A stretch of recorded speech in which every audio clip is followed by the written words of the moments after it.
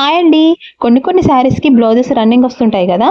అయితే self colour వచ్చి ఇలా రన్నింగ్ వచ్చిన శారీస్లోని బ్లౌజెస్ అయితే నేనైతే అంత ఎక్కువ తీయడానికి ఇష్టపడను, నా పర్సనల్ శారీస్ అయితే. కానీ కస్టమర్స్ చాలా మంది శారీలోని బ్లౌజ్ కుట్టించుకోవడానికి ఇష్టపడుతుంటారు. అది సెల్ఫ్ కలర్ వచ్చినా, అది శారీలో మొత్తం రన్నింగ్ వచ్చినా, ఎలాగొచ్చినా సరే శారీ పెద్దగా ఉందో లేదో చూసుకొని బ్లౌజ్ అయితే స్టిచ్ చేయమని ఇస్తుంటారు. అయితే ఇప్పుడు ఇది రన్నింగ్ వచ్చింది శారీ అంతా కొంచెం డిజైన్ వచ్చేసింది. లోపల కట్టుకోక మాత్రం కొంచెం ప్లేన్ ఇచ్చాడు 1 మీటర్ మందం. అయితే ఈ శారీలో బ్లౌజ్ ఉందా లేదా అన్న క్లారిటీ కోసం అయితే నేను నా దగ్గర ఉన్న ఓల్డ్ శారీ తోటి అయితే ఇలా కొలిసి చూస్తుంటాను ఎప్పుడు గానీ. ఈ ఓల్డ్ శారీ వచ్చేసి అయితే నాకు బాగా ఇష్టం అండి. బట్ ఏంటంటే ఇలా మొత్తం దారాలన్నీ లాగేస్తున్నాయి అని చెప్పేసి చీరను పక్కకు పెట్టేశాను. అంతేలేండి, కొన్ని శారీస్ అలాగే అయిపోతుంటాయి. ఇప్పుడు ఈ శారీలోని బ్లౌజ్ నేను ఏ విధంగా కట్ చేస్తున్నానో చూడండి ఒకసారి. అంటే ఇట్లా పోగు లాగుతూ కట్ చేయడం అదొక ట్రిక్ అయితే, ఇది ఇంకొక ట్రిక్ అండి. ఇలా క్లాత్ ని సమానంగా పెట్టేసుకొని ఇలా కత్తెరతోటి అనుకుంటూ పోతే స్ట్రేట్ గా కట్ అయిపోతుంది అండి. ఒకసారి చూస్తున్నారు కదా, మీకు వీడియోలో చూస్తే అర్థమవుతుంది ఎంత నీట్ గా కట్ అయిందో స్ట్రేట్ గా. మరి మీరందరూ ఎలా కట్ చేస్తుంటారో కూడా కామెంట్ చేయండి. ఇందాక నేను నా ఓల్డ్ శారీ తోటి శారీస్ కొలుస్తుంటానని చెప్పాను కదా. ఎందుకు ఓల్డ్ శారీస్ అంటే అది మనం కట్టినాం కాబట్టి ఆ శారీ పెద్దగా ఉందో చిన్నగా ఉందో మనకు ఐడియా ఉంటుంది. సో అందుకోసం అని చెప్పేసి నేను ఓల్డ్ శారీ తోటి కొలుస్తానండి ఎప్పుడైనా. ఇంతే అండి వీడియో. బాయ్.